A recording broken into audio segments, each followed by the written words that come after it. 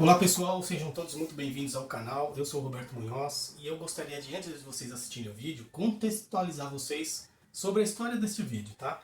Esse vídeo aconteceu em agosto de 96, ou seja, 7 meses depois de explodir na mídia, né? Nem na mídia, né? Explodir o caso Varginha em janeiro. E lá eu encontrei diversos ufólogos. Era uma convenção, na verdade, de Arquivo X. É uma convenção muito legal, organizada pelo Aldo Novak.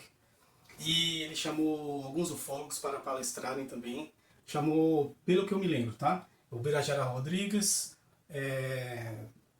o Marco Antônio Petit, chamou também o Carlos Alberto Machado e o Flávio Pereira. Esses ufólogos eu lembro de ter encontrado lá na convenção, tanto que eu tirei foto com eles, né? Vou apresentar para vocês. Essa aqui é uma foto que eu tirei com o Birajara Rodrigues. Eu também tirei foto e consumi, né, alguns produtos que o Marco Antônio Petit estava vendendo lá também. E também encontrei lá o Carlos Machado, né, que ele estuda as aparições, né, de chupacabras e tal. E lá parecia que ele estava fazendo ali um evento mostrando o que seria uma futura revista que ele iria lançar. Infelizmente, pelo que fiquei sabendo, essa revista não foi para frente, porque eles precisavam de patrocínio, alguma coisa nesse sentido.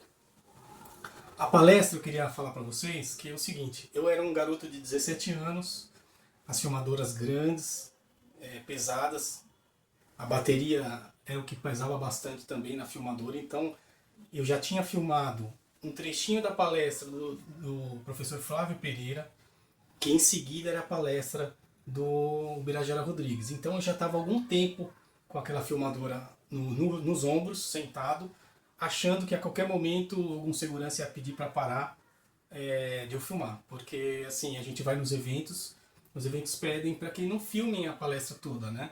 Hoje em dia acho que isso está até... estão até pedindo mais para o pessoal não pegar e colocar a palestra toda nas redes sociais, né? E assim diminuir o público nas próximas, né? Porque vai acabar sabendo, alguém vai filmar e vai colocar ali, eu não vou nem comprar ingresso para a próxima. Naquela época eu não sabia, então eu filmei ali meio que escondidinho, sempre olhando às vezes eu tirava do visor o meu olho, olhava de lá para ver se alguém ia vir, pedir para parar de filmar, alguma coisa nesse sentido. Então eu consegui filmar a palestra toda, por isso que a imagem mexe bastante, porque além de estar pesado, eu já estava com o braço cansado. Imagina você ficar com o braço sem apoio. Durante a palestra aí ela tem um pouquinho mais de 1h30, né? Então eu já tinha ficado um tempo antes filmando também um trechinho do Flávio Pereira. Infelizmente eu perdi essa filmagem, eu consegui só um trechinho que eu vou mostrar aqui para vocês logo em seguida.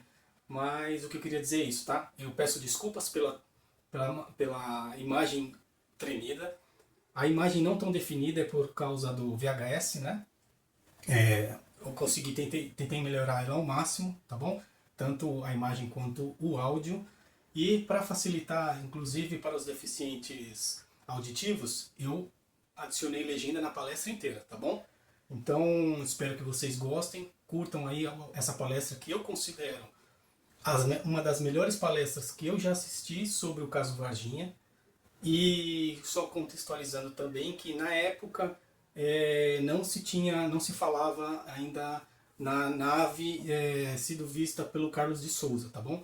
O Carlos de Souza não tinha entrado na história ainda, o Carlos de Souza aparece depois de 10 meses do caso, aparece o Carlos de Souza. Então, queria só indicar isso para vocês. E vocês vão ver que é muito interessante também a certeza que os pesquisadores tinham na época de que alguma testemunha militar iria aceitar falar de rosto limpo a público. Eles estavam ali negociando isso, e isso é falado nessa palestra que eu gravei, tá bom?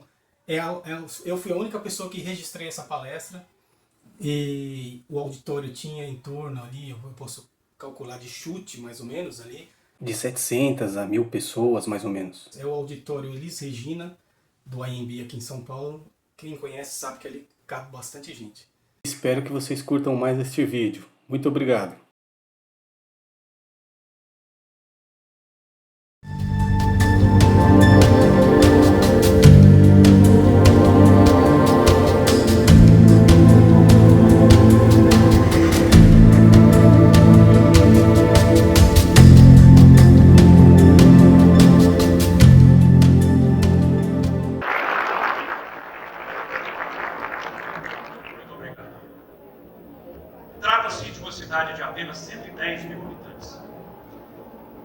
frequentando um arraialzinho, como muitos imaginam. Eu falo isso de bom gosto, porque sou de lá. Eu moro lá. Na verdade, eu não nasci lá. Nasci numa cidade um pouco maior, de 6 mil habitantes, a 45 quilômetros de distância. Uma cidade histórica. Eu friso isso porque imaginem os senhores a grande diferença de impressão que as pessoas possam ter de um alegado acontecimento real, como nós estamos propagando em toda a imprensa desde janeiro. Esta impressão tem um contraste tremendo quando ela é obtida lá numa cidade de 10 mil habitantes, ou quando, como os senhores pudessem comparar a impressão que os senhores teriam se ocorresse nessa cidade, que se trata de uma das maiores cidades do mundo. Já começa por aí. A grande dificuldade que temos, no entanto, não é seguramente essa. Eu digo dificuldade porque o ufólogo, ou seja, aquele que estuda ou tenta entender um fenômeno classificado lá na década de 40 pela Força Aérea Americana como objeto voador não identificado, trata-se, na verdade, apenas de um investigador. Por isso que nós fazemos questão de frisar que investigação de campo é o que nós mais fazemos. Investigação de campo, até não cientificamente falando, uma investigação literalmente de campo, quando nós vamos manter um contato com as alegadas testemunhas, que de uma forma ou de outra foram protagonistas lá no meio rural, com os pés no chão, carregando após 18 horas, o sol já bem baixo, a sua enxada nas costas, e de repente ela se depara com algo que ela desconhece, que é tão estrondoso para a sua compreensão, tão maravilhoso, ao mesmo tempo tão assustador, que enganam-se aqueles que pensam o contrário. Elas não acreditam que se trata de uma manifestação de demônio, ou de espíritos maus, ou de alma penada, absolutamente. Elas simplesmente não sabem do que se trata. E isto como uma manifestação, na verdade, de uma defesa do seu próprio psiquismo. Porque, repito, se depararam com algo tão extraordinário para a sua compreensão, para o seu grau de cultura, para o nível de vida que essas pessoas levam, que simplesmente parece que ocorre uma espécie de curto-circuito. Uma defesa, realmente, do seu psiquismo. E elas não sabem explicar. E em raras oportunidades, apesar de acontecer, elas são acometidas de distúrbios psicológicos e emocionais visíveis, que as prejudicam, às vezes, para o resto de suas vidas, porque foram, de fato, protagonistas de algo que para elas significa simplesmente uma queda total das suas próprias condições psíquicas, mesmo que momentaneamente, é claro. Mas para nós, que temos um mínimo de compreensão além do delas, uma compreensão, claro, intelectualizada, porque às vezes pessoas desse nível têm uma compreensão intuitiva, com, consequentemente, condições de adquirirem conhecimentos muito superiores aos nossos. Para nós, significa este acontecimento, pelo menos em tese, teoricamente, uma coisa que pode revolucionar a face da humanidade mesmo. Todos nós sabemos disso. Eu não quero cair em lugar comum. Significa uma mudança radical de 360 graus em todas as ciências que academicamente nós adotamos, conhecemos profundamente, lidamos com ela, e até das chamadas pseudociências, ou por outros intituladas ciências paralelas, como são a parapsicologia e a ufologia, que gostem uns ou não, nós, digo nós, da nossa linha de atuação nesta área, não só eu, mas diversos outros pesquisadores, notadamente nacionais e muitos do estrangeiro, muitos do exterior, simplesmente acreditam que ciências paralelas como esta são apenas isto que eu disse no início, um sistema investigativo de algo importante, estarrecedor, maravilhoso ao mesmo tempo, que está ocorrendo no nosso meio. Mas como ciência, elas absolutamente não existem. Porque se tratam de acontecimentos, de fenômenos que simplesmente não são aceitos pelos meios acadêmicos e oficialmente ainda passados para os anais da nossa ciência. E assim sendo, dois aspectos ocorrem desse tipo de acontecimento: os chamados fenômenos paranormais e também os ufológicos. Eles, por um lado, demonstram que vale a pena, e já de há muito tempo, que o meio acadêmico traga esses fenômenos para si. Dedique-se a eles. Direcione verbas, que é muito importante, ou seja, aceite-os no seu meio. E em segundo lugar, o inverso, infelizmente. por não haver ainda essa aceitação oficial, são acontecimentos sujeitos a uma série de enganos. E não só de enganos, mas principalmente de arquitetagens, como se diz hoje em dia, com má fé, simplesmente para só conseguir uma série de objetivos, até escusos. Porque é muito fácil para nós que não somos cientistas, eu, por exemplo, não sou apenas um investigador de fenômeno ufológico, e em 25 anos de pesquisa, nunca e jamais vi um, infelizmente gostaria de ver, estou louco para ver, ainda não consegui. Nós que não somos cientistas podemos montar as maiores e mais escabrosas teses em torno deste fenômeno. Inclusive criar neologismos, nomes diferentes, estranhos para eles, que academicamente soam até mal. No entanto, ele está ocorrendo. As explicações ainda não existem, mas nós estamos caminhando. Pistas existem.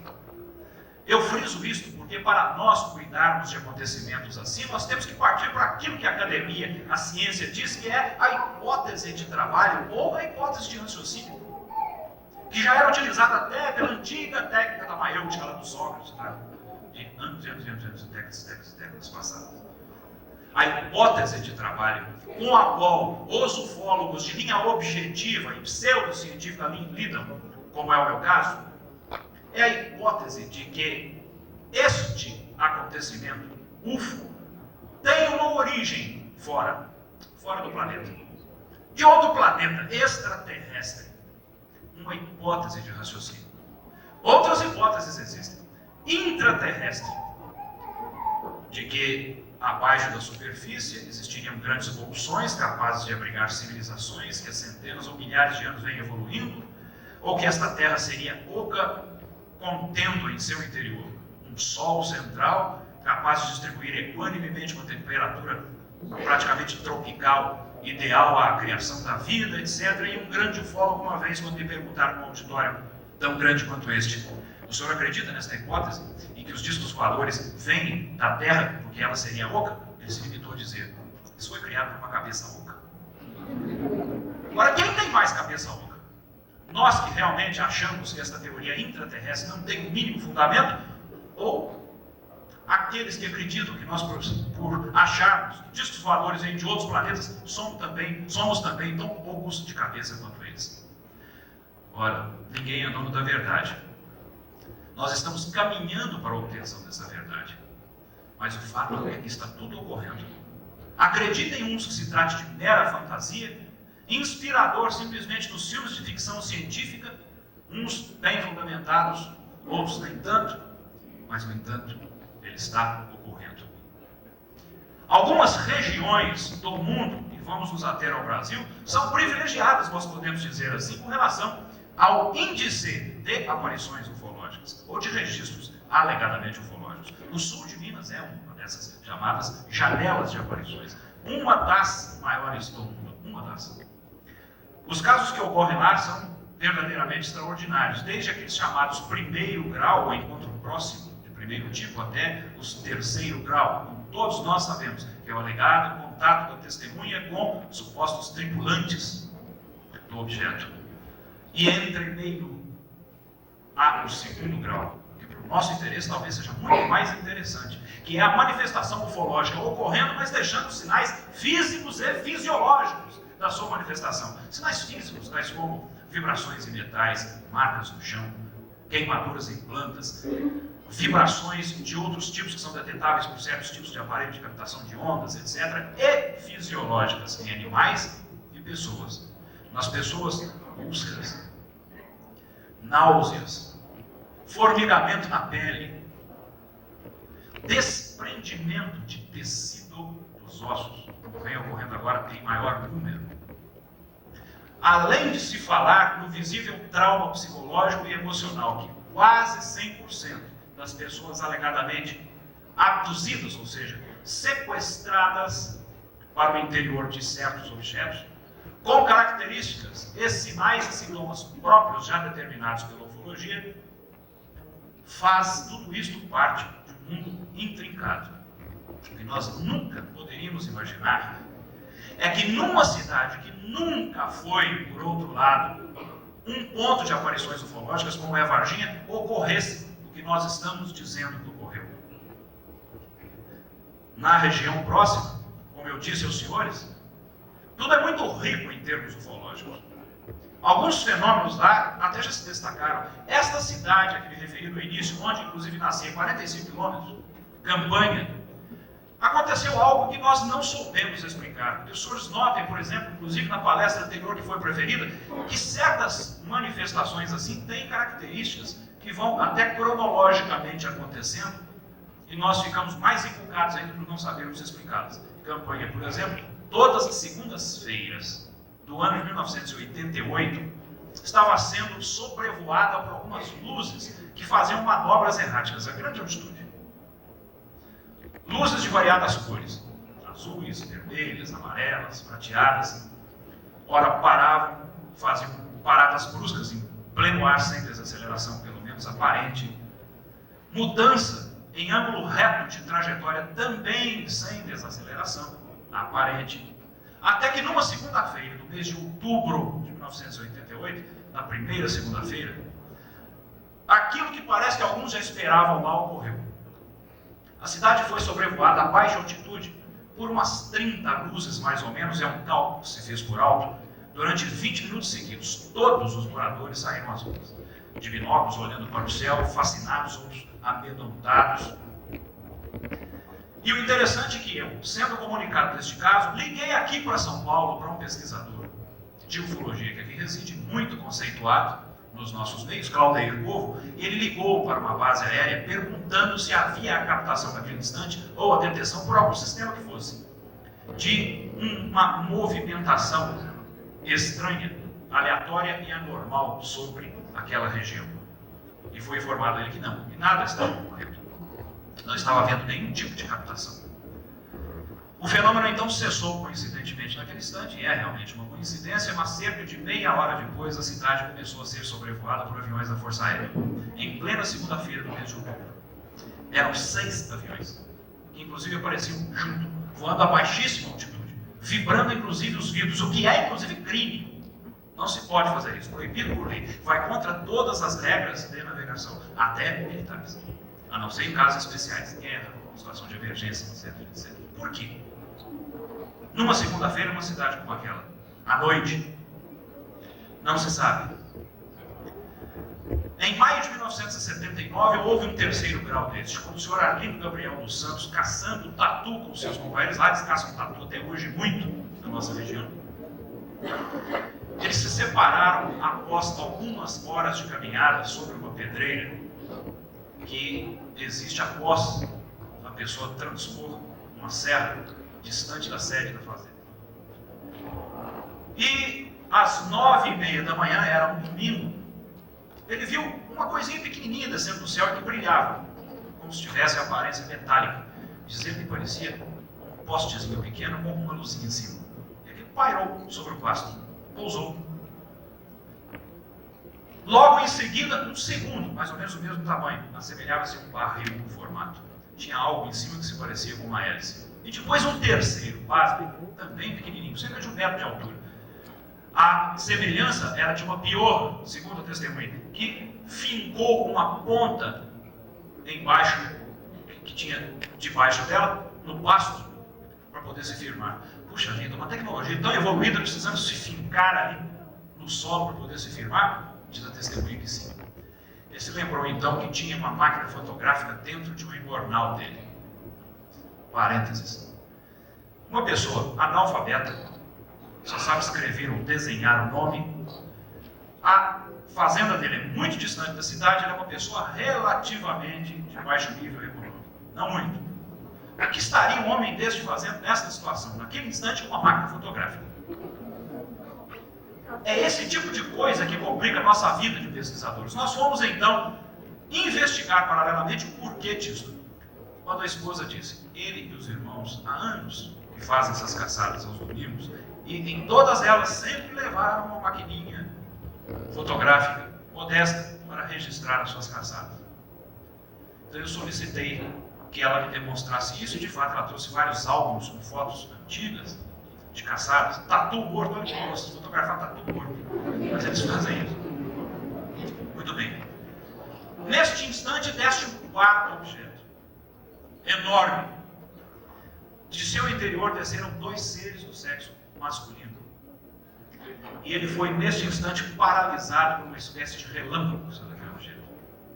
Foi levado à força para o interior daquilo.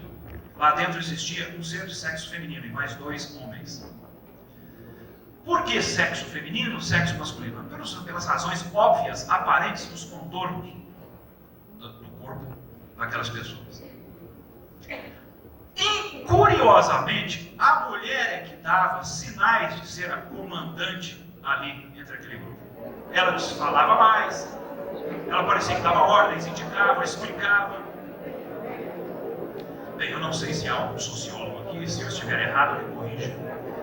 Mas alguns setores da sociologia alertam-nos para o fato de que, na épocas passadas da história quase desconhecida do homem, reinava o matriarcado, o império de mulheres, o império do ser humano feminino. E parece que há muitos anos, com essa revolução feminina de aquisição de posições em empregos, cada vez mais projetadas na sociedade, e outras razões mais, ao que tudo indica, nós estamos voltando a uma espécie de matriarcado, ou no mínimo a um domínio de setores, em maioria por mulheres.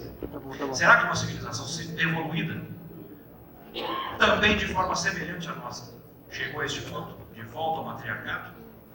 Será que à toa que o ser feminino é aquele que tem um maior poder energético, como foi mencionado aqui, ou mais resistência, mais perfeição física do que o ser masculino? Algumas áreas da ciência dizem que isso é besteira, que isso não tem fundamento, mas pelo menos aparentemente isso ocorre. E simplesmente se limitaram a perguntar para aquela testemunha se alguém dera notícia de que no dia anterior algo que lhes pertencia foi visto sobrevoando a região. Ele, apavorado, disse que não. E pediu pelo amor de Deus que o soltassem. Ele disse: não, em Deus nós somos todos irmãos. Nós vamos te soltar agora. Você não olhe para trás, porque quando sairmos, a sua vista pode ficar prejudicada. Observem bem que as expressões das testemunhas é evidente que causam uma interferência no seu grau de cultura, e do seu nível e das suas condições de se expressar. Nós não podemos garantir que foram estas exatamente as palavras daquelas alegadas que tinham uma aparência humana normal, ou humanoide, só que com características já conhecidas pela ufologia: boca rasgada, nariz afilado, mínimo, olhos amendoados e cabelos baixos. Essas são as características de certas criaturas que se assemelham mais aos seres humanos, classificadas pela ufologia. E assim foi feito. Mesmo assim, ele olhou para trás, quase voltou cego para casa, desencontrou-se dos seus companheiros, e nós possuímos lá até atestados médicos, do médico que o atendeu, dizendo que aquele tipo de... como é que se chama aquela questão que você dá na vista? Hein? De conjuntivite. Aquela inflamação, aqueles sintomas eram anormais, da forma tão brusca como surgiram, que parecia mesmo que era provocado por algum tipo de radiação, ao menos luminosa. Tiramos molde em gesso nas marcas que o seu objeto deixou no chão, nesta planície. 2 dias depois, um helicóptero que 32 testemunhas do meio rural nos depuseram, tratava-se de um helicóptero do Exército, não da Força Aérea, sobrevoou aquela região. Pousava, levantava, voltava. Muito estranho tudo isso. Até que um dia nos pairou às mãos o caso mais importante, mas que cronologicamente não segue esta sequência. Mas eu estou tentando alertar e chamar a atenção dos senhores que alguma coisa por trás desses acontecimentos existe em termos de influência, talvez, de forças armadas. Em 1962, em 26 de agosto, um cidadão de nome Geraldo Simão Bichara prestara serviço militar e tinha 18 anos, 19 anos. E, ao montar guarda na cidade de Três Corações, ele foi sobrevoado por uma luz numa região muito erma daquela cidade, na época, que faz divisa com o rio. O rio é que delineia o perímetro dessa instalação militar, o Rio Verde. Nem luz elétrica havia naquela região nessa época. Ao ser paralisado, ele se lembra simplesmente que após a luz ter se apagado de sobre ele com muito custo foi recobrando o seu controle motor e já foi substituído pelos seus companheiros que chegaram apressadamente para montar guarda no posto no lugar dele, ou seja, rendê-lo, como se usava ou ainda se usa na linguagem militar. Durante anos, ele passou com isso na cabeça, sem achar explicação, mas com problemas psicológicos e inclusive de ordem social seríssimos. Seríssimos. Quase teve a sua família desmanchada, o seu casamento quase desapareceu, teve problemas de tratamento, inclusive psiquiátrico, durante todos os anos. Por quê? Porque ele tinha algo no seu inconsciente, nos recônditos do seu psiquismo, aquilo que ele não sabia explicar. Atitudes visivelmente neuróticas, por exemplo, que ele tomava e não sabia a razão disso. Por exemplo, ele encasquetou com cor de roupa, de cortinas da sua casa, de forro dos seus móveis, cor de abóbora. Tudo quanto é roupa, cortina e móveis que ele ia comprar tinha que ser cor de abóbora. Mas por que isso? Ele sempre, hoje ele é um guardeiro, reside na cidade de Varginha. Todas as vezes que ele passava de bicicleta durante todos esses anos, em um certo ponto onde ficava antigamente a sua barbearia na cidade de Varginha, próximo a um colégio, esse colégio queimava lixo em um barril. Ele sentia o cheiro de lixo e imediatamente tinha náuseas, chegava mesmo a vomitar algumas das vezes, tinha que parar a bicicleta, sentia-se mal e ficava se sentindo mal por 2, 3 horas até que ele passar e não se acostumou. Até que um dia nós fizemos a seguinte pergunta para ele: quanto tempo você deveria ficar no posto de guarda naquele dia?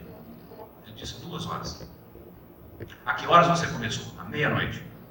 E quanto tempo você acredita que aquela luz ficou sobre você? Ele disse, no máximo 2 ou 3 minutos. Então, como? Se ele deveria ficar 2 horas montando guarda, quando a luz se apagou, ele recobrou o controle motor, os guardas vieram substituir. Ele então sentou e sentou-se e chorou copiosamente.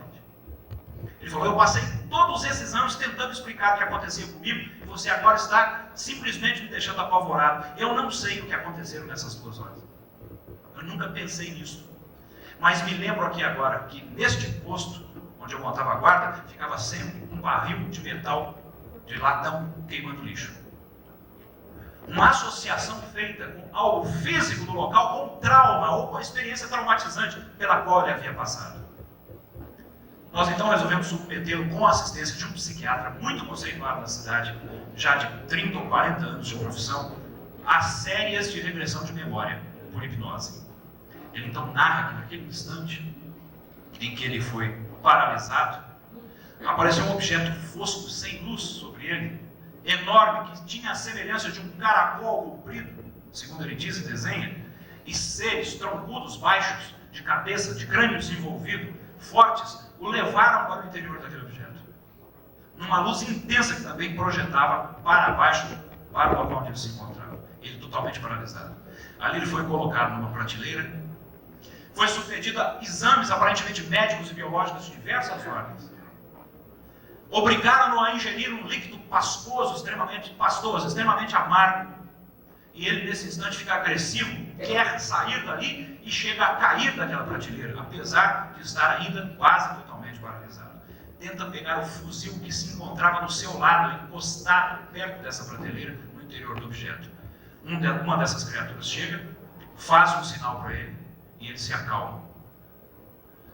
É colocado sobre o cérebro dele um aparelho com várias pontas, que ele diz que neste instante ele viu à frente da sua vista vários pontos luminosos e perdeu o sentido. Entrou em estado de inconsciência. E, evidentemente, neste instante a hipnose também não consegue construir nada, nem retirar nada. É claro e óbvio, ele não viu nada. Ele estava, de fato, inconsciente. Quando volta a si, ele é novamente colocado no local, ainda paralisado, e recobra o sentido motor, o objeto decola. O objeto menor, que era a luz que paralisara, se apaga sobre o rio e os guardas vêm substituí-lo. Detalhe, não é perseguição, é que eu estou chamando a atenção de vocês para essas coincidências. Dentro da escola de sargento das armas da cidade de Três Corações, a circunscrição militar do exército naquela região. Foi lá dentro que aconteceu esse caso. 26 de agosto de 1962. Há 4 anos atrás, um Globo Repórter especial sobre ufologia, do qual participei, obrigou-nos a nos dirigirmos até a Escola de Sargento das Armas e sermos recebidos pelo coronel, na época que era o comandante-geral, ainda era coronel. Um coronel que comandava.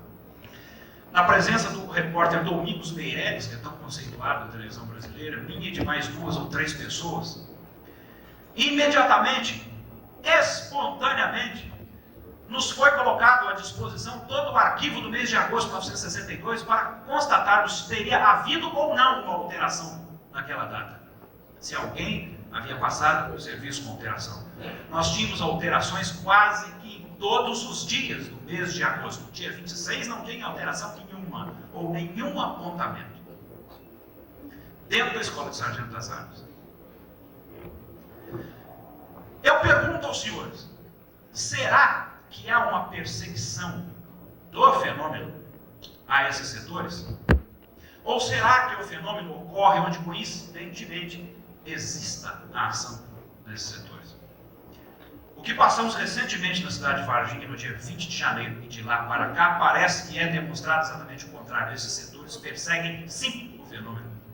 Por razões, ou uma razão muito grande, que ainda não foi oficialmente declarada. Ao contrário, nega-se sequer que haja um interesse pelo estudo do UFO. Mas, ao que tudo indica, é exatamente o contrário. 20 de janeiro de 1996 foi um sábado. Eu, particularmente, estava na cidade de São Tomé das Letras, curtindo uma cachoeira, olhando as formações de pedra, que, aliás, são o meu único interesse lá. Quando eu cheguei no dia 21, no domingo, eu fui abordado por telefone por um proprietário de uma loja. E esse proprietário me dizia o seguinte: ó, você que gosta dessas coisas esquisitas, você sabe o que aconteceu aqui ontem em Varginha? Eu falei, não, o que foi que aconteceu? Algumas meninas que viram um monstrinho aí no bairro, aí próximo da sua casa. Beleza, entrou por aqui, saiu por aqui. Mais uma história de monstrinho, seria demais. Mas domingo eu não sei quem foi que colocou esse dia no calendário. Ele não arranja nada para fazer, por mais boa vontade que a gente tem. Então eu resolvi, peguei o meu carro e fui rodar o bairro que foi mencionado para o Dia Cidadão. Ouvi algumas pessoas mencionando algo semelhante mesmo. Voltei para casa. Esse dono da loja me ligou novamente. Me dizia que uma funcionária dele sabia quem eram essas meninas e o endereço delas. Eu obtive esses dados e fui até lá.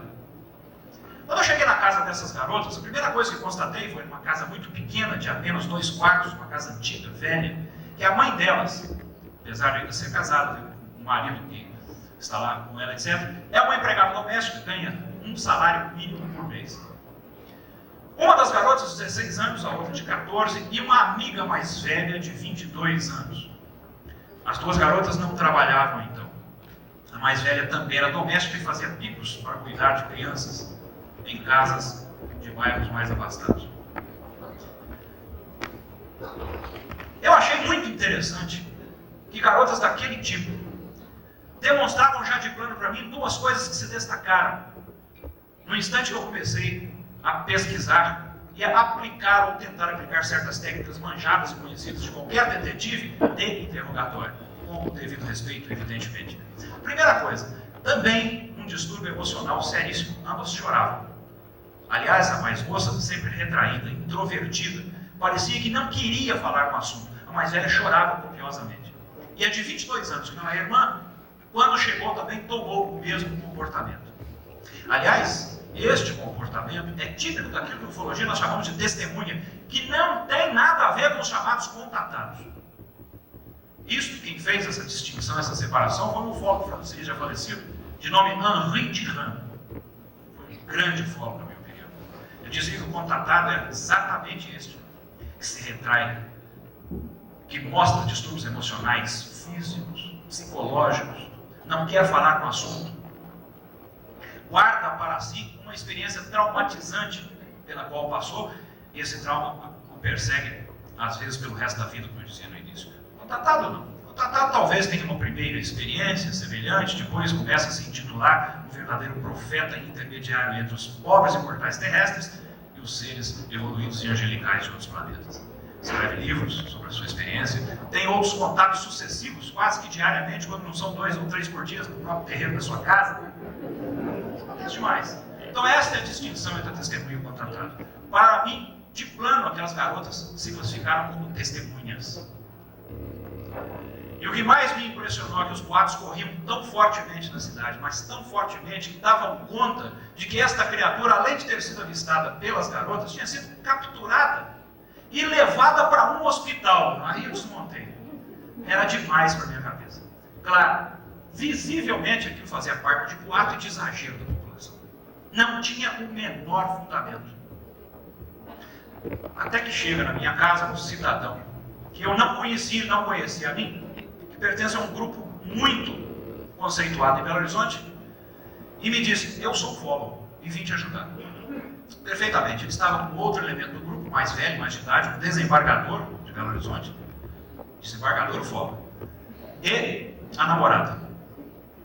Ele disse: então, bom, já que nós conversamos, nós vamos manter outros contatos, etc., mas eu vou te deixar meu endereço. Eu falei: não, eu anoto. Ele falou: não, deixa que eu anoto para você. E pegou uma folha de papel que estava em cima da minha mesa, anotou alguma coisa e me disse: está aqui o meu endereço.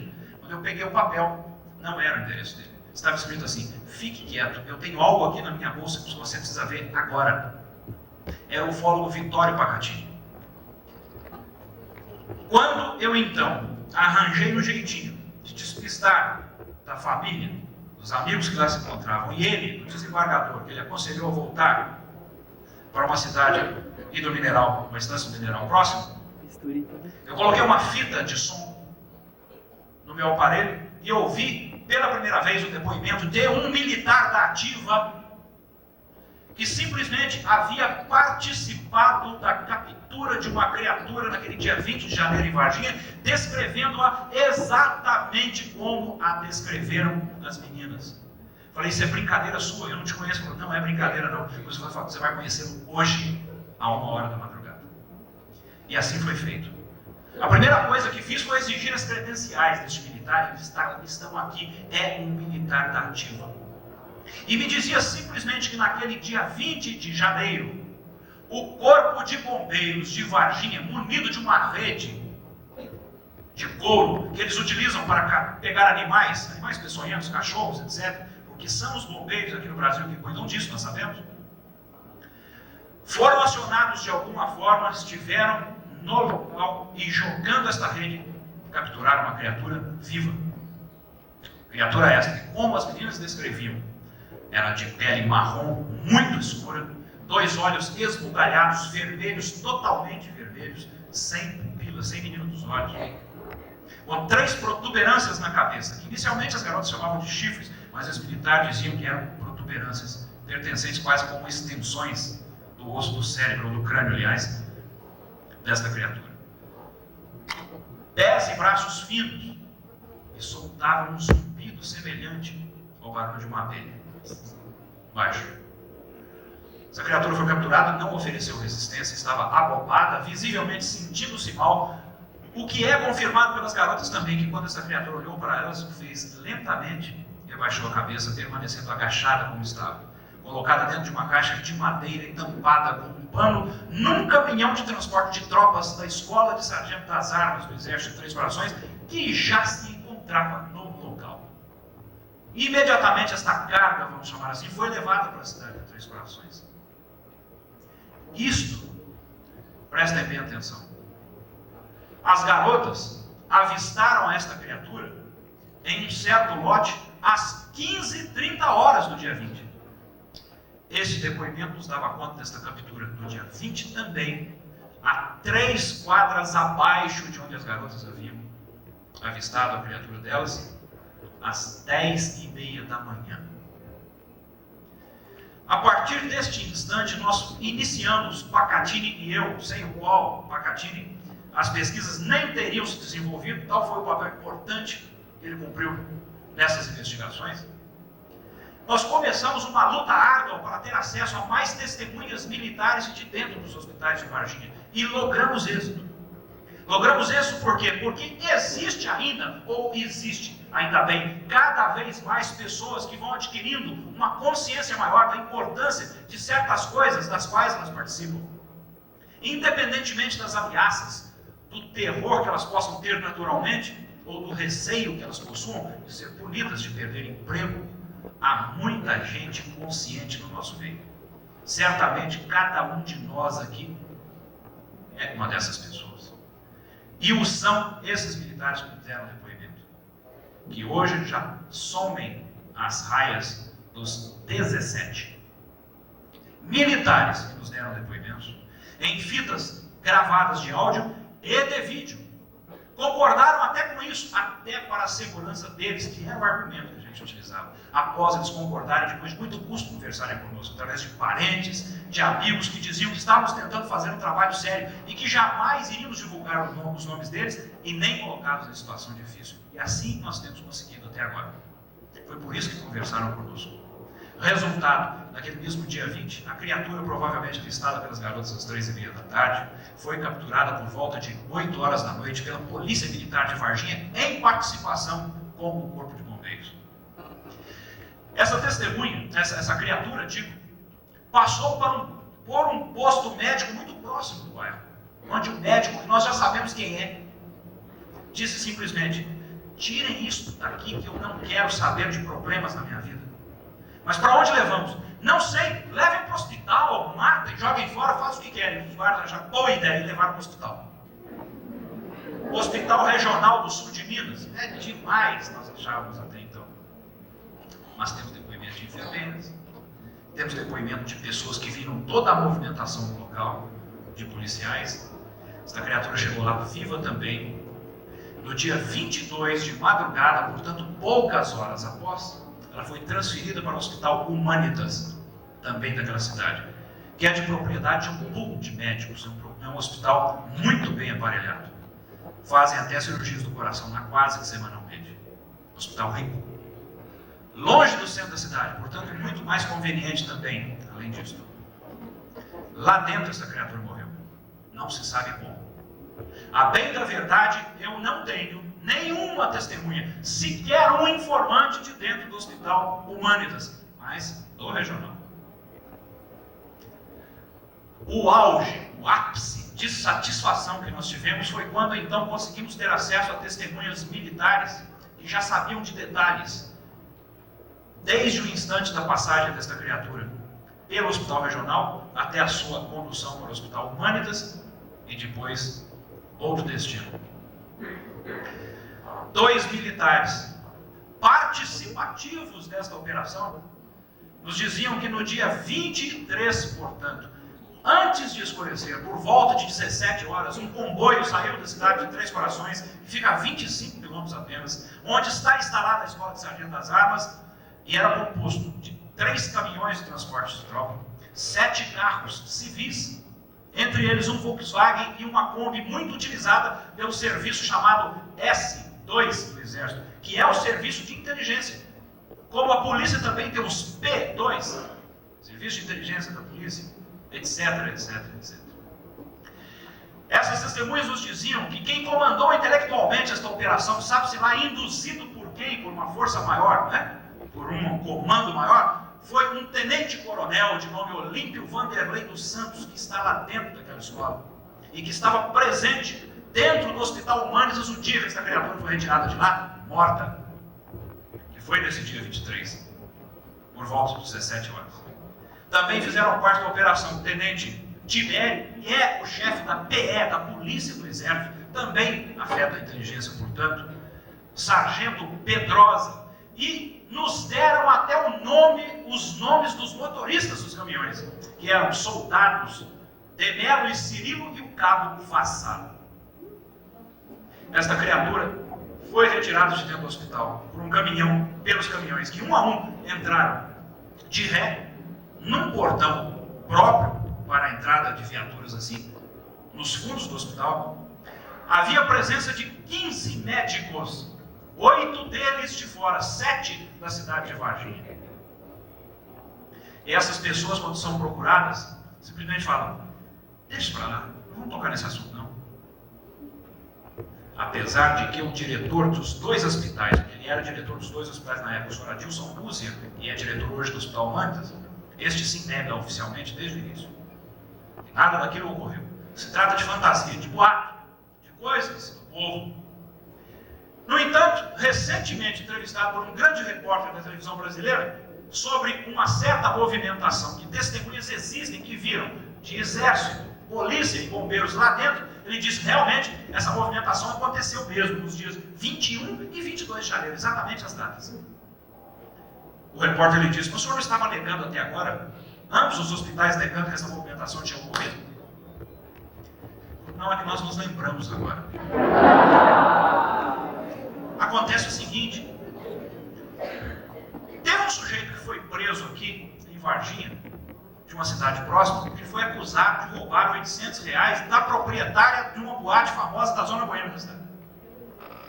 Não, pela polícia, foi acusado. E quando a família foi lá no dia seguinte para tentar tirá-la, fazer uma habeas corpus, alguma coisa, ou pagar uma fiança, ele foi encontrado enforcado na cela. O senhor José Maria de Tal, né? Questão de ética. Então, a família e suas advogadas posteriormente pediram a exumação do corpo. E foi por isso que houve essa movimentação aqui dentro do hospital. Foi quando ele foi desenterrado, veio aqui essa movimentação toda. Apesar de que eu sei lá que o exército estava fazendo uma exumação de um corpo lá dentro de Varginha. Mas essa foi a desculpa dele. Esse repórter então tira do bolso um auto de exumação que eu já havia passado para ele e disse: sinto muito, senhor Adilson, essa exumação foi no dia 30. Não, mas você engana, então foi no dia 30 mesmo. Lembra a data? Tudo bem. Acontece que o senhor Ademar José Gerber, que é o proprietário da revista UFO, que esteve lá fazendo investigações, e como jornalista também, foi entrevistar o comandante do Corpo de Bombeiros, o capitão Alvarenga, que é aquele que apareceu na televisão magrinho, ele muito simpático, negando, dizendo frases profundas, tais como essas assim: nós não queremos ter essas ocorrências estranhas dos planetas, não, nós queremos ter ocorrências aqui da Terra mesmo, tais como terremoto,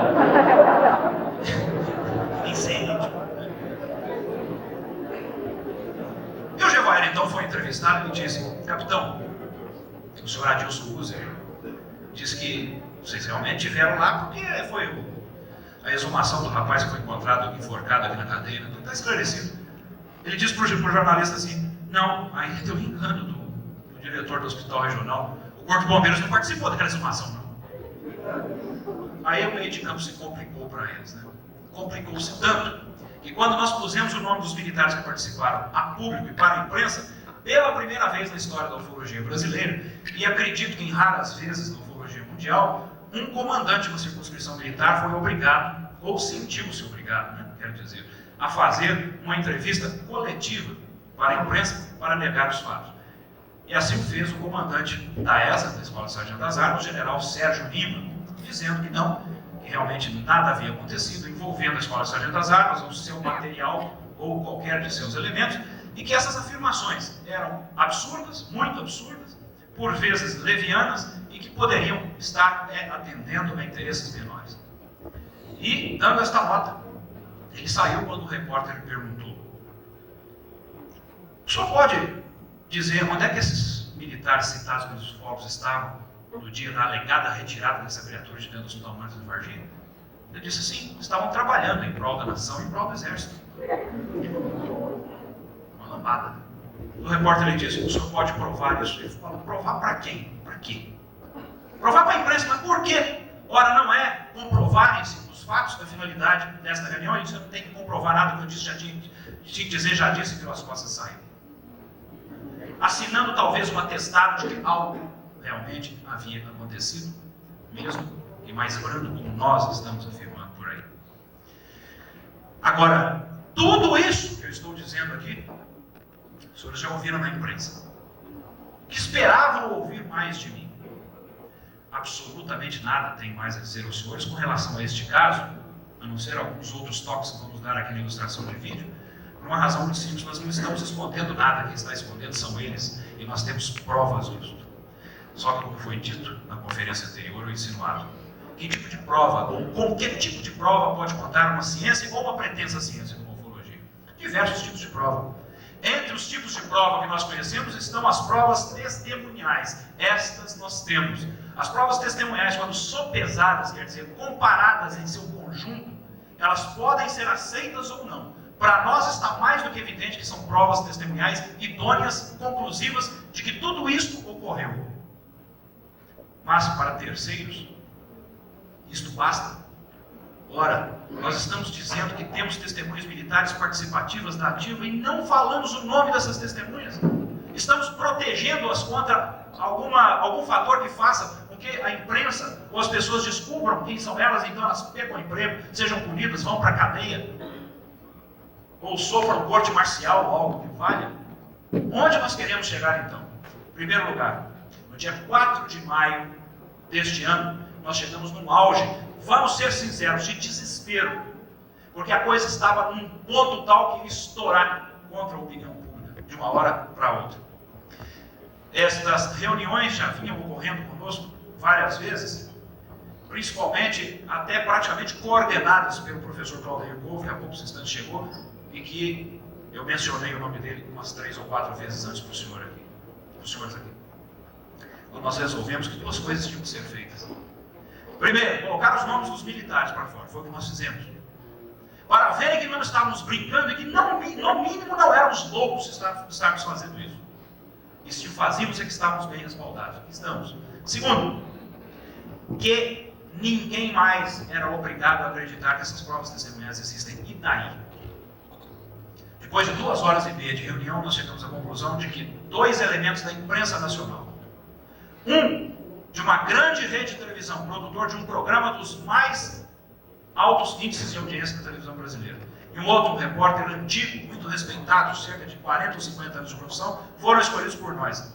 Não só para verem, assistirem a esses vídeos e essas fitas de áudio, como de fato nós mostramos para eles, deixamos que assistissem, mas principalmente colocamos, notadamente, o primeiro jornalista aqui citado, em contato com 3 dessas testemunhas, pessoalmente. Nós tivemos um alívio, então, nesse sentido, para concluirmos de que, pelo menos, bons representantes da imprensa séria, que nos levou a sério, e nos deu crédito, sabiam e estavam se certificando de que essas provas realmente existem. No momento certo, sem dúvida alguma, nós vamos colocar essas provas para fora, desde que com a aquiescência dessas testemunhas. Não estou afirmando, tá, que o Claudeir não me deixa exagerar nas minhas afirmações, mas há uma possibilidade de, pelo menos de 1 a 100, 80% de uma dessas testemunhas militares nos próximos 40 ou 50 dias vir a público, dando seu nome, a sua aparência, a sua patente, mostrando as suas credenciais e sem disfarce de voz e de imagem. É isso mesmo. Há uma grande possibilidade disso. Então, os senhores fiquem de olho. Vamos ilustrar alguma coisinha com slides, por favor, daquilo que estamos dizendo para continuarmos o nosso raciocínio.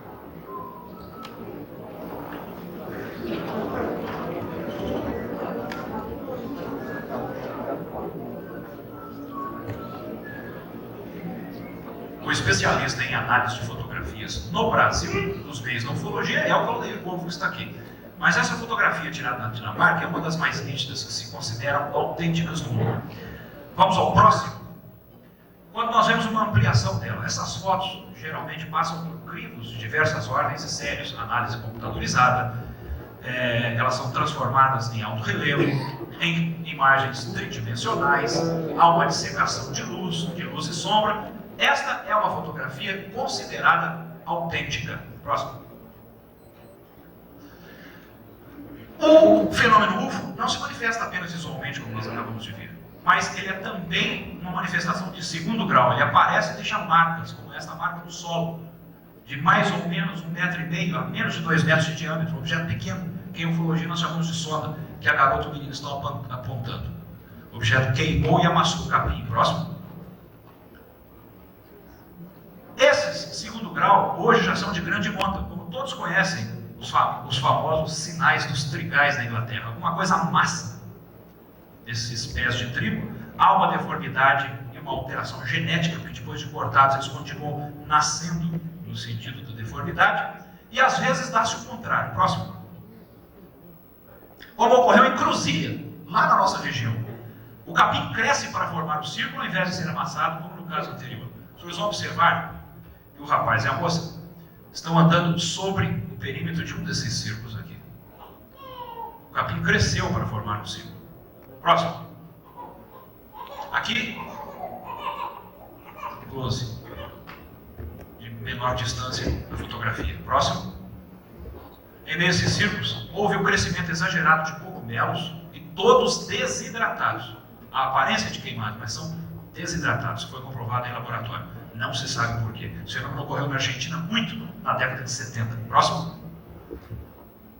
Em Baipedi, como eu mencionava aos senhores, o objeto deixou 3 marcas no solo. Aqui nós estamos vendo uma dessas marcas. É uma disposição trapezoidal de 16 furos. E o teste feito com kit de peso por um engenheiro do nosso grupo, eu não estava presente inclusive no dia desse teste, demonstrou que para o tipo de solo, de resistência do solo e da profundidade das marcas, teria sido necessário um peso simultâneo de 2,5 toneladas. Outro. Aqui um balde de gesso que tiramos de uma dessas marcas. Isso é prova? Claro que não. É um indício físico, uma ilustração física para a pesquisa. Longe de ser prova. Outro. Nem tudo que aparece no espaço é disco voador. Nós estamos vendo aqui um bólido, um meteoro chamado da família dos Leônidas, que geralmente caem em outubro e até meados de novembro, em todos os anos. Esses meteoros são compostos de material muito resistente, ionizam o ar à sua volta, tornam-se ionizados, aliás, brilham muito, chegam a iluminar até o chão. Numa noite escura podem confundir. É um fenômeno, portanto, conhecido pela astronomia e que se confunde, por ser luminoso, com o fenômeno ufológico. Outro. A ufologia tem condições de distinguir isto pela estatística e pela comparação. Uma ilustração dizendo as famosas sondas, como este caso ocorrido na Itália, em Cremona, na década de 50, quando o caçador chegou a cutucar com um pedaço de corrente, inclusive uma esfera metálica que se prendia a outra por uma espécie de fio, e quando ele o fez, ambas as bolinhas levantaram o voo e desapareceram. Os objetos próximos comportam-se como se fossem fazer prospecção, seguem as pessoas, montarias, penetram nas residências. Estados Unidos, uma delegacia de polícia chegou a apreender no meio do mato uma esfera desta. Material desconhecido, desculpe, totalmente resistente a simples arranhões. Esteve em exposição na delegacia de polícia da cidade. 2 dias depois, através de um chiado, ele arrebentou o teto e desapareceu, saindo do seu ponto de repouso. Próximo. Seria algo semelhante? Apenas aparentemente. Na cidade de Itajubá, na nossa região, num domingo também, às 10h30 da manhã, esse objeto, com um silvo e com um estrondo, caiu amassando o paralelepípedo no centro da cidade de Itajubá. Próximo. Está lá hoje com o exército guardado. Também há uma circunscrição do exército lá na cidade de Itajubá. Tudo indica que se trata de uma antena refletora de raios cósmicos que são colocadas geralmente no lado externo de estações orbitais para não atrapalhar, para afastar a influência de raios cósmicos, para não atrapalhar as comunicações com os centros de rastreamento ou centros espaciais. Próximo. Isso demonstra para nós que, inclusive, os calhaus estão aí em grande número no espaço. Né? Até 1973, 6.000 artefatos já haviam sido lançados. Ecologicamente, até em termos de espaço, nós já estamos ruins. Então, nós vimos objetos sólidos que confundem, não são UFOs, fenômenos astronômicos, apenas rápidos exemplos. E aqui, como pode atestar o Claudio Wolff, a especialidade dele, ocorreu em Rio Claro, aqui no estado de São Paulo. O fotógrafo estava fotografando, tirando um retrato do totem da fábrica de automóveis Gurgel para o fim do ano. E quando ele revelou a foto, saiu esse enorme disco voador. Nós estamos vendo este halo de luz em volta. Próximo. Quando ele deu uma abertura menor, é isso que eu dei. Isso lá está invertido, mas tudo bem. Nós vemos que as letras aparecem mais nítidas. O objeto também com seu tomo ou cúpula mais delineada. E o halo quase desaparece. Observe que à frente do fotógrafo existe um holofote de chão incidindo a luz diretamente sobre a lente da câmera. Vejam bem aqui. Próximo. Quando isto ocorre, trata-se apenas de um fenômeno óptico, um reflexo na lente. Geralmente ocorre nas lentes de tipo grande angular, quando há um holofote ou uma fonte de luz, tais como lua, sol, postes de luz incidindo sobre a câmera.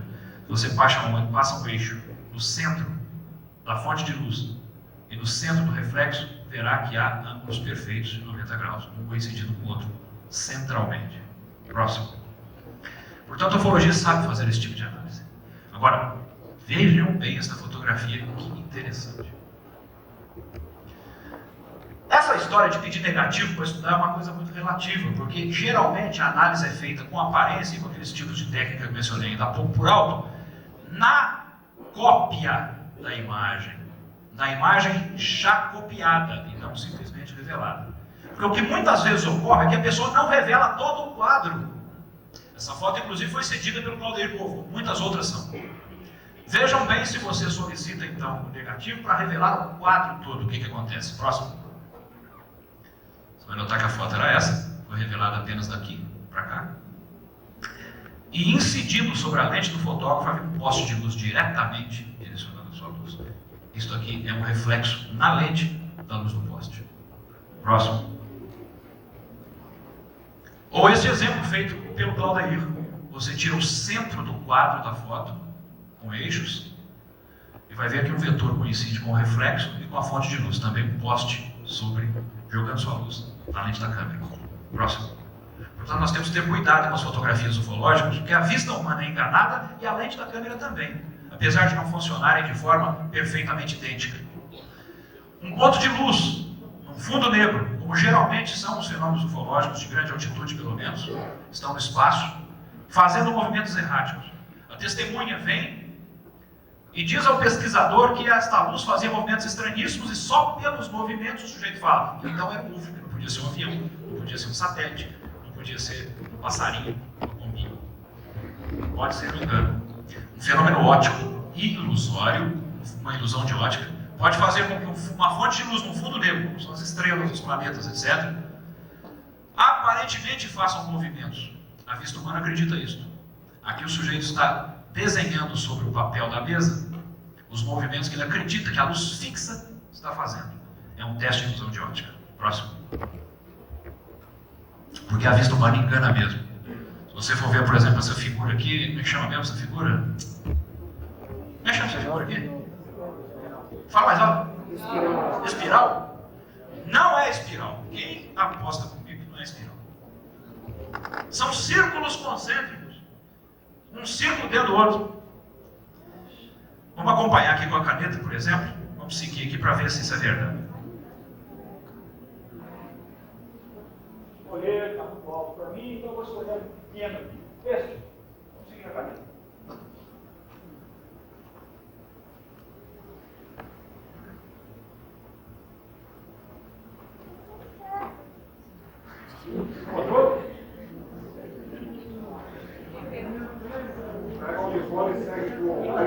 Vamos seguir com o letra.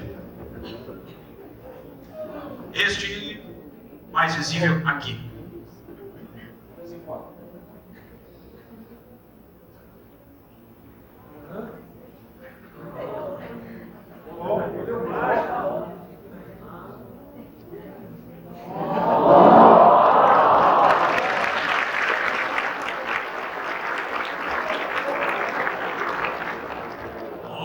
Vocês querem ver mais? Vamos lá, para frente. Olha aqui, como o professor Flávio falou, às vezes a aparência do fenômeno notadamente fotográfico, filmes, como ele disse aqui, das imagens de transcomunicação, se você for olhar à primeira vista, eles parecem mesmo montagens, superposição de imagem, quando uma imagem é colocada sobre a outra, porque o filme não passou, houve uma encrenca ali no dispositivo de passagem do quadro do filme na própria câmera, ou você pega o laboratório, coloca um negativo sobre o outro e faz uma imagem superposta, a aparência é essa mesmo. Dizem, eu não posso afirmar, que esta foto não é uma superposição. Mas vamos usar, mesmo que seja uma superposição, a título de exemplo que nós estamos falando. Isso não é perseguição não, viu? Isso aqui é um tiro de guiar de Varginha ligado ao sargento da Escola de Sargento das Armas de Três Corações. O pessoal estava se formando em 1977. Quando eles revelaram a foto, saiu um fantasma transparente de um soldado na frente, já viram? Olha a cabeça dele aqui, ó. A cabeça dele, transparente, verde, imenso. Aí eu me pergunto agora, se nós podemos partir para diversas hipóteses de trabalho, então vamos partir para uma hipótese de trabalho muito mais natural, que é aquela aceita pela parapsicologia já de há muitos anos, desde 1937, que esse tipo de experiência vinha sendo feita e agora está sendo retomada.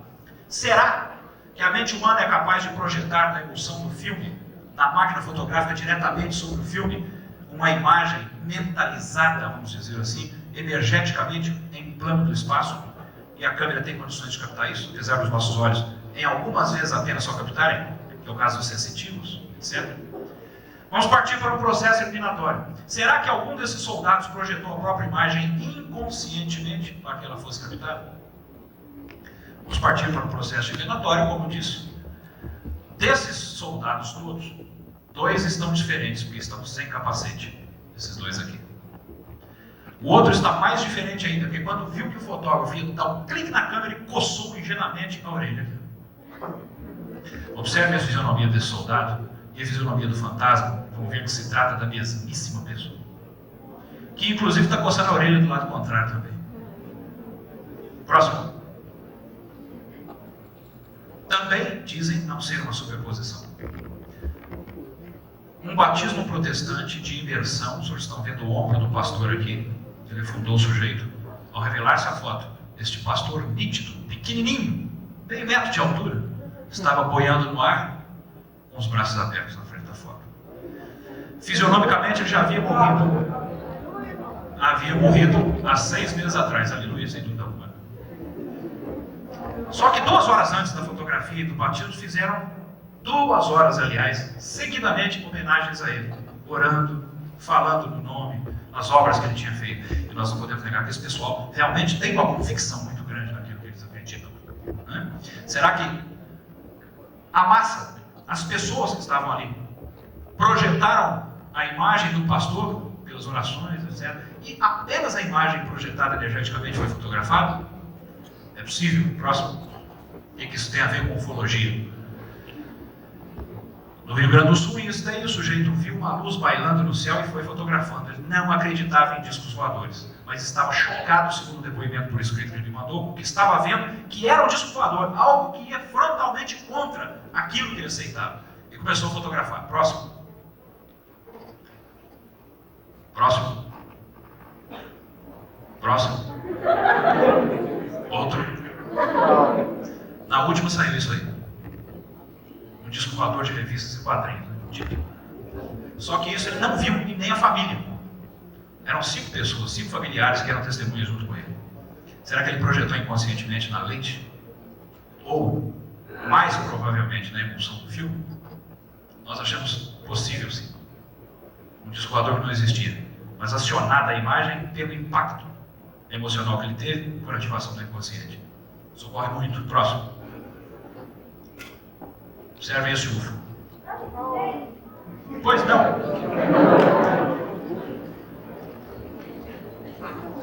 Próximo. Este agora. Quem arriscaria dizer o que é isso aqui? Nuvem! Claro que não é nuvem. Lua também não é. Bumerangue também não é. Bumerangue voador. Hein? Não, aí misturou o meio de campo todo, eu só ouvi assim.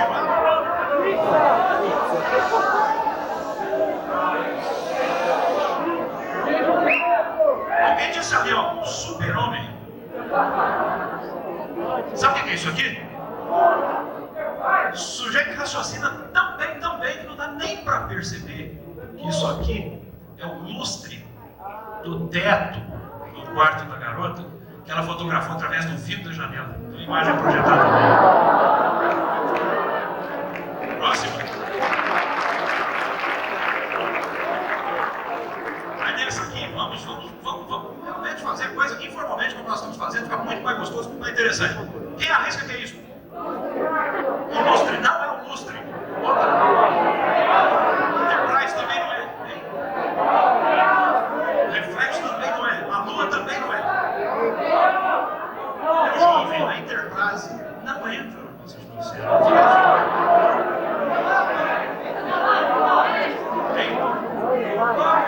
Isso aqui, meus amigos, é um furo negativo.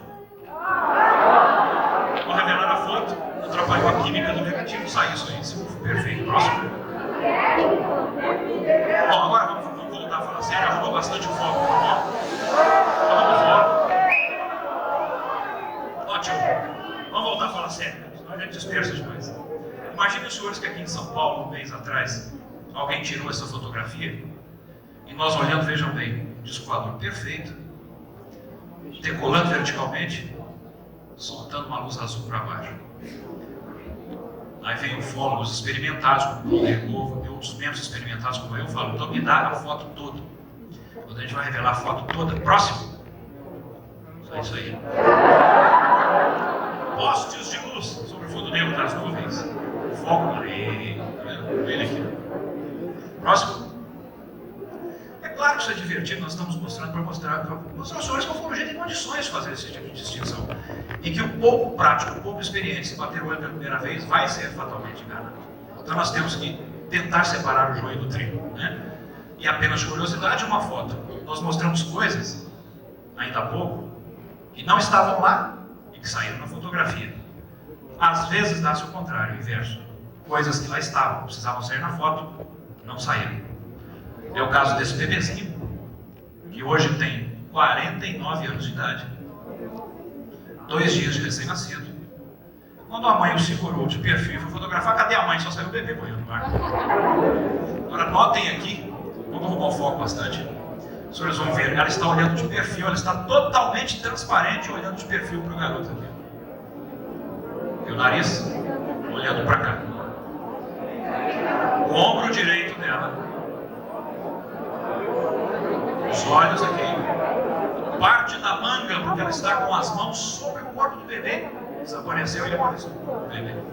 Fenômeno óptico, é claro. Não explicado, mas é um fenômeno óptico. Se estudar no laboratório, pode vir a ser explicado. Mas é no mínimo curioso, bacana e interessante. Próximo. Vamos ao vídeo agora, por favor, de 15 minutinhos. E características geológicas próprias, como vocês podem observar. São rochas do período pré-cambriano, portanto atingindo cerca de 700 milhões de anos. Uma vegetação interessante ao estudo. Há regiões conhecidas como esta, que é o Pico do Gavião, que é o local onde a Escola de Sargento das Armas faz manobras, lá em Três Corações.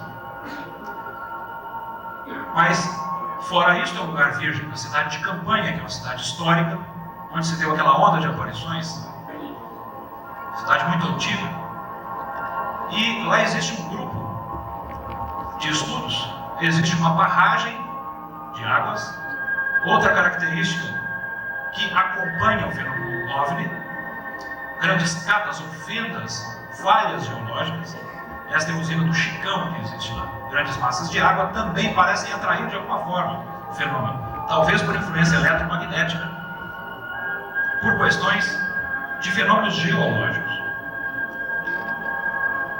Como eu ia dizendo aos senhores, lá existe um grupo chefiado por essa professora, de nome Angelina Serrano. Ela narra o que ocorreu.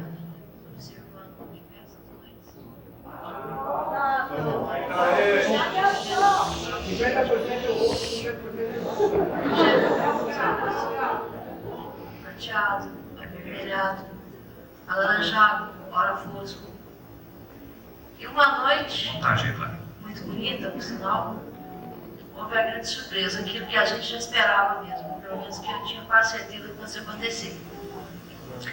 Em plena praça, eu ouvi aquele tumulto, o pessoal gritando, falando, subindo nas palmeiras, nos bancos, em cima dos carros, entrando em carro. Quando eu cheguei na esquina, olhei para o alto, um objeto imenso, uns 15 metros de comprimento, uns 15 de diâmetro, em forma de charuto. Tive uma calma para observar todos os detalhes. Eu observei que o objeto embaixo parecia um casco de navio. Até que certas manchas pareciam ferrugens, manchas imensas. Encontrei essas pessoas, todo mundo conversando, o que era aquilo que tinha passado no céu, parecia um zeppelin ou alguma coisa. Aí eu parei para conversar também e ver o que estava acontecendo, porque eu já tinha visto aquilo que tinha passado e não sabia nem o que era. Aí a gente estava ali na esquina conversando, quando ele teve um sentido assim, o que passou que eu vi, foi para lá. E a esquina é aqui, esse sentido assim. E a gente estava conversando na esquina, aí quando veio, vieram 3 luzinhas de lá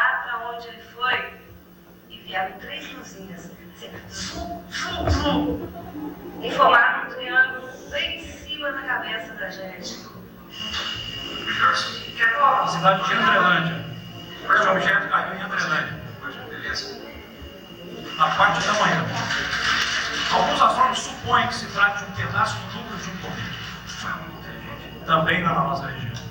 Observem que ele não se liquefaz, ele evapora, ele sublima quando tirado do freezer. Havia traços de carbonetos de ureia e outros elementos genéticos. Foi apanhado o pessoal do grupo do núcleo de estudos arqueológicos de lá. Na nossa região aparecem muitas nuvens lenticulares, observem bem, que nas fotos podem confundir. Ou balões de sondagem meteorológica, como esse que os senhores estão observando. E geralmente, às vezes chegam a atingir 20, 30 metros de diâmetro, voam na mais alta camada da atmosfera. Observem uma ponta da antena como vai se mover de repente, por ação do vento, mas movem-se pouco, porque voam muito alto, quase dos limites da estratosfera. Córrego do Ouro, uma pequena cidade onde há aparições das tais sondas constantemente. Saiu correndo, ele não trabalhou mais. Agora observe o tipo de depoimento. Acho que pensava que eu fazendo. Parece um caminhão. Aí eu estava lá, era uma ponte. Aí ele falou, vamos sair daqui que vai passar aqui. Ele saiu, mas não conseguiu descer. Mas é vermelho, sabe? Mas é vermelho. Na areia pertinho da gente. Um fala que a gente, bolas de fogo se transforma em várias cores. Outro fala que aparece e clareia bastante. Outros falam que ele aparece logo desaparece. Então vai desse tamanho, ele separa um, dois, e torna unido, torna separado, torna unido. É perfeito. Assim, mais tranquilo. Olha só. Ela Maria. Levantar o som, pode. Ela sai voando Maria assim e apaga. Quando você chega a encontrar ela, devolver ela está em outro lugar diferente, longe. Pra daqui, nascido e criado aqui. Estou com 50 anos. Então eu conheço ele uns 35 anos ou mais que eu conheço ele. Desde criança eu conheço ele. Isso está nós. Vamos ali debaixo do árvore, tem um fogo lá. Nem nós estamos. Só entramos aqui. A gente chama, mas estava dentro debaixo da árvore. Continuamos. Mandar com a gente. E ela não veio. Nós não vimos, e ele saiu no meio de nós. Essa estrada passou para baixo, lá de baixo. E nós não vimos ele sair. Ninguém entendeu disso. Se foi por cima, se foi para onde foi. Ele já estava para baixo. Parece um barulho estranho. Mas quando você liga no carro, o negócio está gravando. É o prefeito municipal da cidade de Monsenhor Paulo, que junto com a sua esposa foram seguidos por um objeto enorme, retangular, a baixíssima altitude, com a presença do seu caseiro, que é essa senhora. Essa senhora daqui de São Paulo, Sandra, e a sua amiga, indo para a cidade de São Gonçalo de Sapucaí, foram perseguidas. Por essa estrada, que a Fernão Dias, que os senhores veem, é muito movimentada, uma pista só. Saiu, o carro saiu. O objeto saiu junto com a gente. Em formato de luz, sempre. Em formato de luz. Que o seu carro, a gente jogou a luz em cima do meu carro e deixou o interior do carro todo azul e nós também. Essa luz parecia que ia tomar conta do carro, uma luz muito forte, azulada, prateada, não sei definir o que era. O carro ficou claro e essa luz foi a estranha, ela parou. O vídeo precisa ser colocado no normal, então no hi-fi. Gonçalo era 10h10 mais ou menos da noite.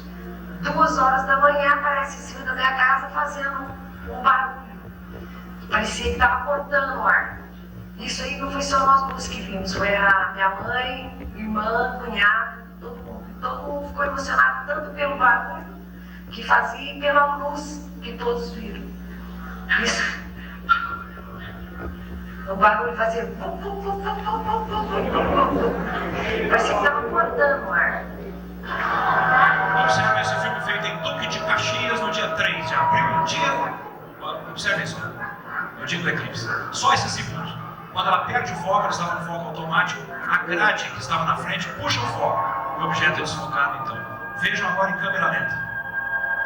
A luz volta, projetada para baixo. São poucos segundos iniciais do filme. Eu estou mostrando uma onda de aparições logo após as alegadas capturas da cidade de Varginha. Quadro por quadro agora, quando nós vamos ver o objeto projetando a chamada luz sólida para baixo, depois para cima, depois uma vermelhinha novamente para baixo. Observem bem quando nós vamos passar o quadro. Então, logo aqui a imagem foi congelada, vejam bem. Luz sólida, porque parece que passamos uma faca sobre a luz para cima agora. E vai passar para baixo, vermelhinho agora. Observe o formato desse objeto. Esta onda de aparições sucedeu, como eu disse, nos fatos de Varginha e durou até meados de maio. Este é o retrato falado da alegada criatura de Varginha, que foi capturada, feita por Vinícius Cunha. No México, em 1993, uma criatura semelhante foi filmada por uma senhora. Vocês vão ver o filme agora, em rápidos segundos. Compare o formato da cabeça, com protuberâncias também. Aqui nós estamos vendo uma imagem congelada feita por Sara Cuevas, no México, em 1993, com a sua câmera amadora de vídeo desta janela. E a luz da lua permitiu que os contornos da criatura fossem fotografados. Pode levantar o som. O formato da cabeça.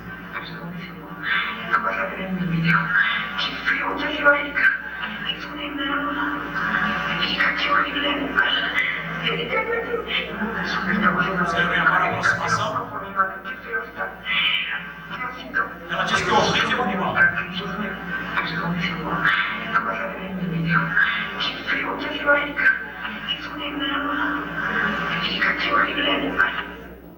Terezinha Klebs, no Jardim Zoológico de Varginha, 21 de abril, viu uma criatura semelhante. Uma coisa muito feia. Os olhos vermelhos, grande esbugalhado. E a cor dele era um marrom escuro. Era muito feio. 5 animais morreram inexplicavelmente cerca de um mês antes.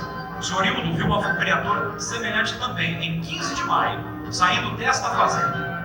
A fazenda de residem os caseiros Eurico e Oralina, que uma noite antes do avistamento das garotas e das capturas, viram uma espécie de espaçonave alongada sobrevoando esta região em direção da cidade.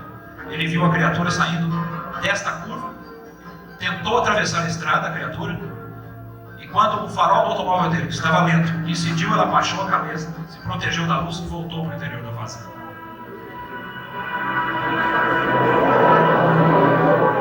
Essa é Liliane de Fátima Silva, 16 anos.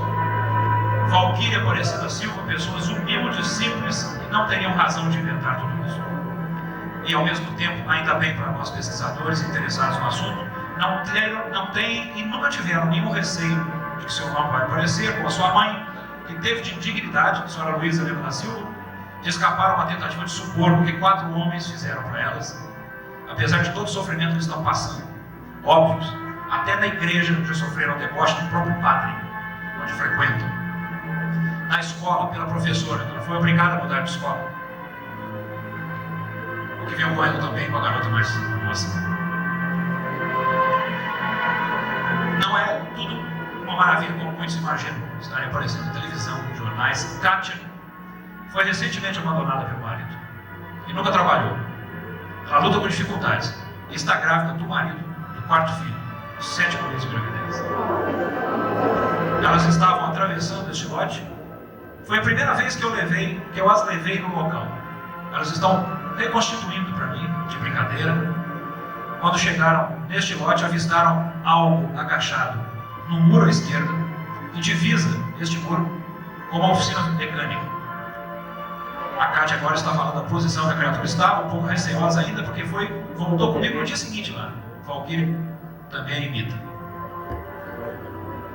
A altura da criatura baixa estava mais ou menos aqui, cerca de 80 centímetros. De pé, portanto, poderia ter cerca de 1,60 m. Quando avistaram, saíram correndo para casa.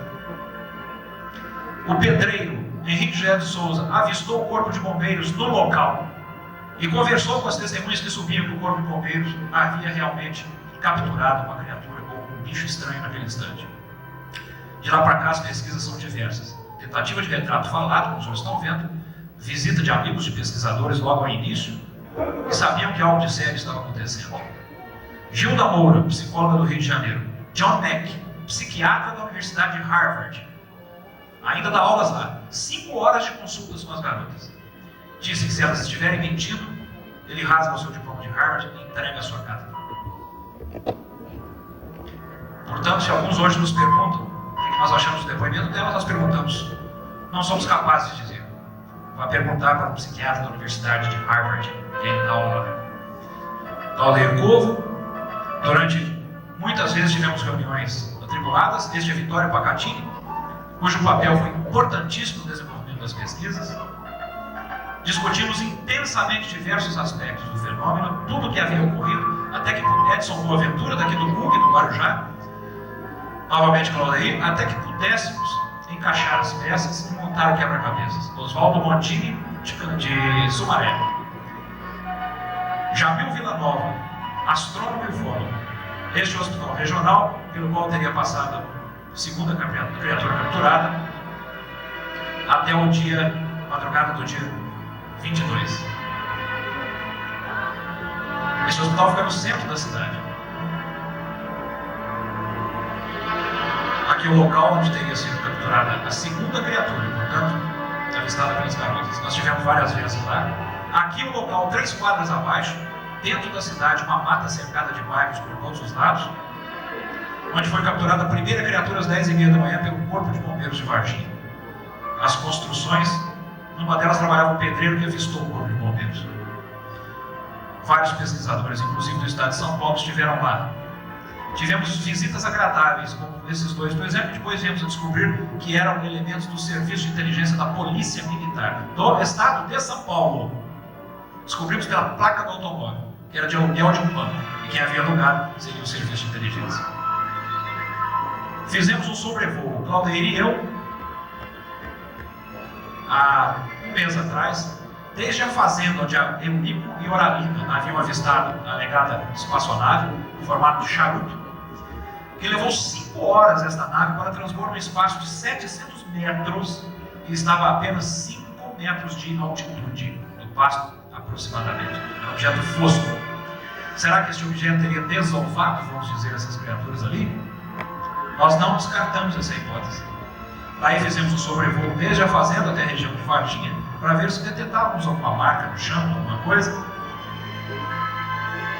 O Claudeir fazendo um levantamento fotográfico. Nós vamos observar então o caminho feito desde a cidade até a direção da fazenda. O Rio Verde é um rio que fica bem próximo da cidade. Um rio viscoso, caudaloso, se presta a muitas indústrias, inclusive. Nos aproximando agora da fazenda onde reside Eurico e Oralina, onde, repito, foi vista a espaçonave, ou a aparente espaçonave. Aqui onde foi capturada a criatura, dentro da cidade, vejam que é uma mata de eucalipto cercada por bairros. No terreno aqui, houve a primeira captura pelo Corpo de Bombeiros, levada diretamente para a Escola de Sargento das Armas em Três Corações.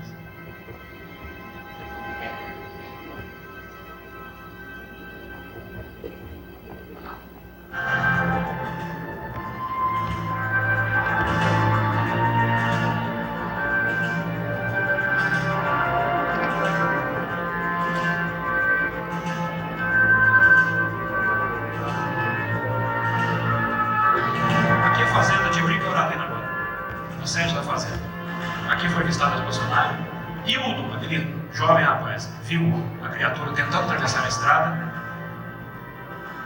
e coisas estranhas andam acontecendo, principalmente sobre esta mata, que ainda não foi revistada por nós. Pretendemos fazê-lo.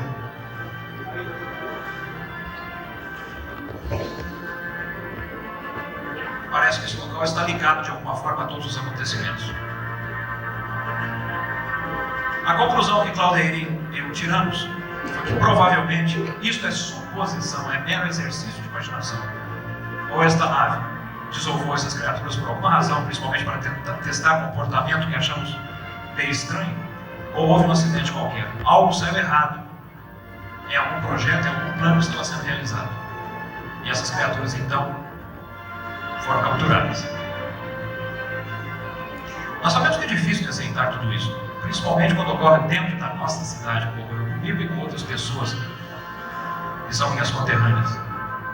Mas o fato é que aconteceu mesmo. Isso nós falamos sobre total responsabilidade de pessoas que têm um certo nome lá na cidade, principalmente de ordem profissional. E os senhores vão de observar também que até agora ninguém nos obrigou a mostrar que temos essas provas, né? Por que não o fazem? Porque sabem que se o fizerem, nós as mostraremos. Com muita dor no coração, para estragar a vida das nossas testemunhas. Mas nós seremos obrigados a fazê-lo. Então, nós o faremos.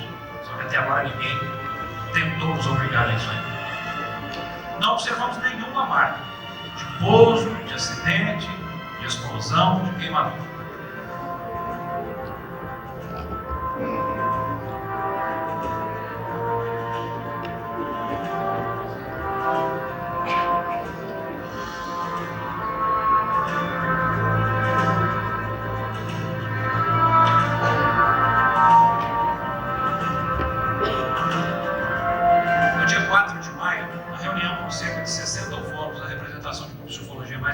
Culminou com a declaração de um documento público, onde esses 60 ufólogos de 10 grupos mais representativos brasileiros declaravam que tudo realmente havia ocorrido, que estavam convencidos pelo acesso que tiveram a provas, pelo acesso que tiveram às informações e todas as pesquisas feitas até então. O Claudio, nós narramos, a mãe das garotas contou que havia sofrido uma espécie de tentativa de suborno para que ela desmentisse tudo, e as garotas também, elas não aceitaram. Claudeir Povo leu o manifesto dos ufólogos para a imprensa, e logo depois foi escolhido o ufólogo, eu peço que levante bastante o som agora, o ufólogo Vitório Pacatini, que está aqui, para colocar uma versão para a imprensa do que realmente havia acontecido. A retirada da segunda criatura que saiu daqui de Varginha, e que tudo indica já saiu morta, saiu na realidade do Hospital Humanitas. A operação que é feita Você acredita que a criatura tenha sido trazida de hospital?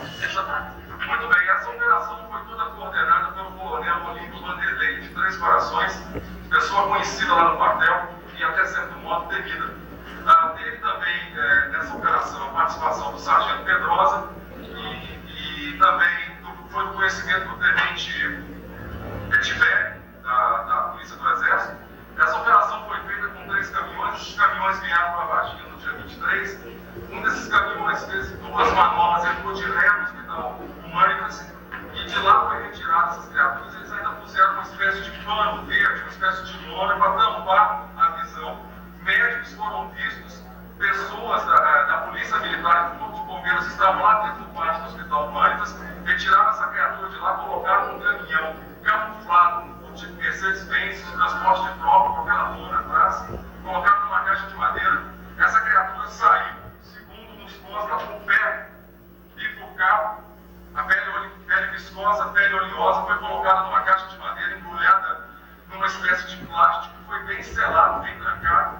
Esses caminhões voltaram, ao todo 3 caminhões, um dos caminhões pilotado pelo soldado civil, outro caminhão pelo cabo Vassalo e outro caminhão pelo soldado Nemero. Mas aqui, em definitivo, houve uma participação sim do Corpo de Bombeiros, da Polícia Militar de Varginha e do Exército. Todas essas forças estão sabendo desse fato aqui, estão ocultando essas informações. General Lima, tem uma declaração negando tudo. Nada disso havia ocorrido.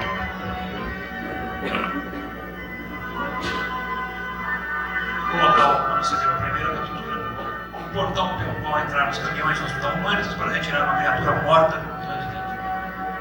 O tenente-coronel Olímpio Vanderlei dos Santos, tenente Tibério, e esta criatura, numa interpretação diferente agora de um outro artista, Bilal, foi levada para Campinas, onde foi autopsiada, sim, sem dúvida alguma, por testemunhas diretas que temos, pelo professor Fortunato Batão Palhares e uma equipe inteira. A partir daí, estamos pouco parados. Continuamos as nossas pesquisas. Não vamos parar nunca e nem pretendemos fazê-lo. Desculpem ter me sentido muito. Senhoras e senhores, um grande abraço. Muito obrigado. Boa noite.